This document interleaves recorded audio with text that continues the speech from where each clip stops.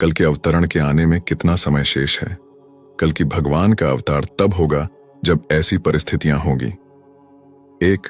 गंगा जी, तुलसी और गौ पृथ्वी छोड़कर चली जाएंगी। 2. मनुष्यों की अधिकतम आयु 20 वर्ष हो जाएगी। स्त्रियां 5 वर्ष की आयु में गर्भवती होंगी। 16 वर्ष की आयु में लोग वृद्ध हो जाएंगे। 3 गौएं भी बकरियों की तरह छोटी छोटी और कम दूध देने वाली हो जाएगी। 4. अन्न उगना बंद हो जाएगा। लोग मांस मछली खाएंगे और बकरी भेड़ का दूध पिएंगे। 5. स्त्रियां पतिव्रता बनकर नहीं रहेंगी बल्कि उसके साथ रहेंगी जो धनवान होगा। 6. जुआ, शराब, परस्त्रीगमन और हिंसा ही पुरुषों का धर्म रह जाएगा। 7. ज्यों ज्यों घोर कलयुग आता जाएगा त्यों त्यों उत्तरोत्तर धर्म, सत्य, पवित्रता, क्षमा, दया, आयु, बल और स्मरण शक्ति का लोप होता जाएगा। 8. देवताओं के लिए कोई भी मनुष्य जप तप नियम नहीं अपनाएगा। इससे देवता लोगों से रुष्ट हो जाएंगे और पानी बरसना बंद हो जाएगा। 9. तारों की ज्योति फीकी पड़ जाएगी। 10 दिशाएं विपरीत होंगी। पुत्र पिता को तथा बहुएं सास को काम करने भेजेंगी। 10. सभी प्राणी दुराचारी, लूट खसोट करने वाले, नास्तिक, हत्यारे, कामी और क्रोधी हो जाएंगे। अभी कलयुग का पहला चरण चल रहा है और गंगा जी भी पृथ्वी पर प्रवाहित हो रही हैं। कलयुग की आयु 4,26,000 वर्ष मानी गई है। अभी लगभग 5100 वर्ष बीत चुके हैं।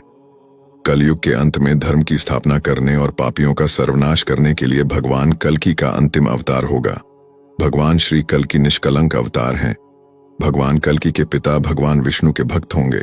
साथ में वह वेदों और पुराणों के झांता होंगे। उनके पिता का नाम विष्णुयश और माता का नाम सुमति होगा। रामावतार के समान ही कल्कि अवतार में भी भगवान 4 भाई होंगे। इनके अन्य 3 भाइयों के नाम होंगे सुमंत, प्राज्ञ और कवि। अपने इन्हीं भाइयों के साथ मिलकर भगवान धर्म की स्थापना करेंगे।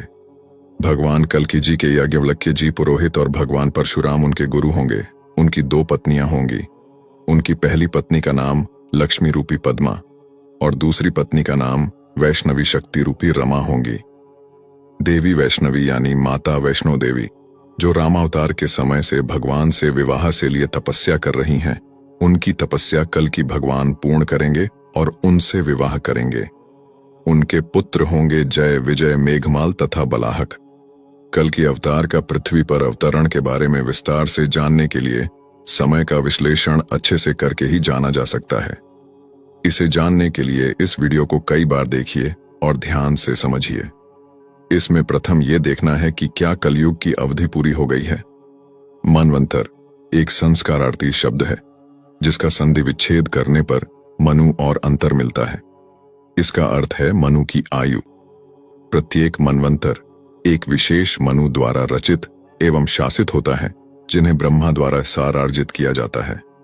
मनु विश्व की और सभी प्राणियों की उत्पत्ति करते हैं, जो कि उनकी आयु की अवधि तक बनती और चलती रहती हैं। उन मनु की अमरार्त्यु के उपरांत ब्रह्मा फिर एक नए मनु की सृष्टि करते हैं, जो कि फिर से सभी सृष्टि करते हैं। ब्रह्मा जी की आयु उनके निजी मान के अनुसार 100 वर्ष मानी गई है। ब्रह्मा जी की इस 100 वर्ष की आयु को पर कहते हैं, आधे को प्रार्ध कहते हैं। ब्रह्मा जी की 1 दिन की आयु को कल्प कहा गया है। यह ब्रह्मा का एक दिवस होता है। प्रत्येक कल्प के अंत में प्रलय आती है, जिसमें ब्रह्मांड का संहार होता है और वह विराम की स्थिति में आ जाता है, जिस काल को ब्रह्मा की रात्रि कहते हैं। इसके उपरांत सृष्टिकर्ता ब्रह्मा फिर से सृष्टि रचना आरंभ करते हैं, जिसके बाद फिर संहार करता भगवान शिव इसका संहार करते हैं और यह सब एक अंतहीन प्रक्रिया या चक्र में होता रहता है। ब्रह्मा जी के 1 दिन रूपी कल्प में 14 मनवंतर होते हैं। एक देवताओं के समूह के कार्यकाल को एक मनवंतर कहते हैं। सूर्य से लेकर सप्तर्षियों तक के स्थान देवताओं के निवास स्थान हैं। मनवंतर की समाप्ति पर इन सभी का संहार हो जाता है। पुराने देवताओं में कर्मानुसार कुछ वैकुंठ, कुछ ब्रह्मधाम को चले जाते हैं। सृष्टि की कुल आयु 4,29,40,80,000 वर्ष। इसे कुल 14 मनवंतरों में बांटा गया है। इस वर्तमान समय में ब्रह्मा जी के दिन रूपी कल्प के 14 मनवंतरों के नाम इस प्रकार हैं, जिसमें वर्तमान में वैवस्वत मनवंतर चल रहा है। 1. स्वयंभू मनवंतर। 2. स्वरोचिष मनवंतर। 3. उत्तम मनवंतर। 4. तामस मनवंतर। 5. रैवत मनवंतर। 6. चाक्षुष मनवंतर। 7. वैवस्वत मनवंतर जो वर्तमान मनवंतर है। 8. सूर्य सावर्ण या सावर्णी मनवंतर 9, दक्ष सावर्ण मनवंतर 10, ब्रह्म सावर्ण मनवंतर 11, धर्म सावर्ण मनवंतर 12, रुद्र सावर्ण मनवंतर 13, रोचमान मनवंतर 14, भौतय मनवंतर। सतयुग, त्रेता, द्वापर, कलियुग को एक चतुर्युग कहा जाता है। एक मनवंतर में 71 चतुर्युग होते हैं, अतः लगभग 1000 चतुर्युग के बराबर ब्रह्मा जी का एक दिन होता है, अर्थात 71 और 14 मनवंतर का गणांक 994 होता है। जी ब्रह्मा जी का एक दिन है, और इतनी ही रात्रि ब्रह्मा जी के एक दिन के बराबर होते हैं, जिसको एक कल्प कहा जाता है। वैशाख मास के शुक्ल पक्ष की तृतीया को सतयुग का प्रारंभ होता है। कार्तिक मास के शुक्ल पक्ष के नवमी को त्रेता, भाद्रपद मास के कृष्ण पक्ष की त्रयोदशी को द्वापर, माघ मास की पूर्णिमा को कलयुग का प्रारंभ होता है। उपरोक्त चारों युगादि तिथियां कही जाती हैं। एक मनवंतर में 71 चतुर्युग होते हैं। वर्तमान वैवस्वत मनवंतर के 71 चतुर्युग में से 27 चतुर्युग बीत चुके हैं और 28वें चतुर्युग का कलयुग चल रहा है। देवताओं के गणना के अनुसार एक मनवंतर के 71 चतुर्युग में 12,000 देवताओं का वर्ष अर्थात दिव्य वर्ष होते हैं। मानव गणना के अनुसार एक दिव्य वर्ष में 360 मानव वर्ष होते हैं।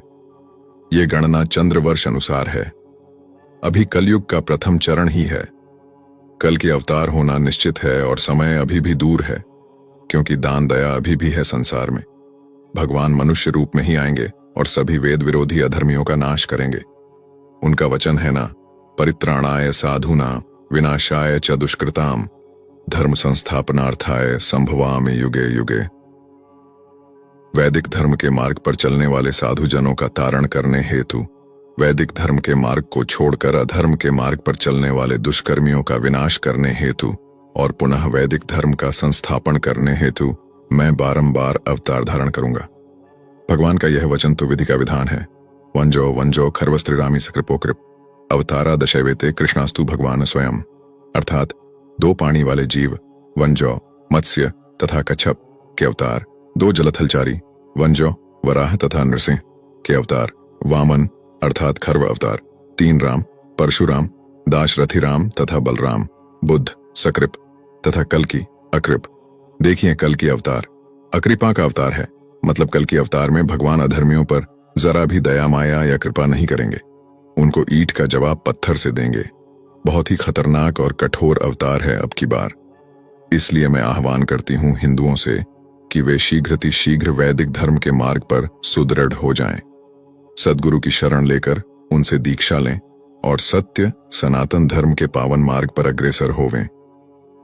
कुछ कहते हैं कि भगवान कल्कि का जन्म हो गया है, बस उसके वास्तविक रूप में प्रकट होने की देर है। इस बारे में वो विद्वान पूरी जानकारी नहीं दे रहे हैं या देना नहीं चाहते। वह विश्व की सभी विनाशकारी शक्तियों को नष्ट करके पुनः सतयुग की स्थापना करेगा, जिस काल में इस पृथ्वी ही नहीं संपूर्ण ब्रह्मांड की गति और दिशा दोनों बदल जाएगी। आर्तु चक्र और ज्योतिष सब कुछ झूठे हो जाएंगे। बस और बस सिर्फ अध्यात्म की सत्ता होगी। इस दुनिया में एक ही धर्म, एक कानून, एक न्याय व्यवस्था, एक देश और एक ही ईश्वर होगा। यही सतयुग का स्वरूप है, जो बहुत जल्द होने जा रहा है। शीघ्र ही सतयुग की स्थापना होगी, लेकिन ग्रंथों के अनुसार जब मनुष्य की आयु मात्र 20 वर्ष रह जाएगी एवं अधर्म का चहुंवर बोलबाला होगा, अध्यात्म का पतन होगा और मनुष्य पूर्णतया अधर्मी हो जाएगा। खान पान, आचार विचार सब गंदा हो जाएगा। तब भगवान कल्कि जी अवतार लेंगे। ऐसा कलयुग के अंतिम चरण में होना बताया गया है।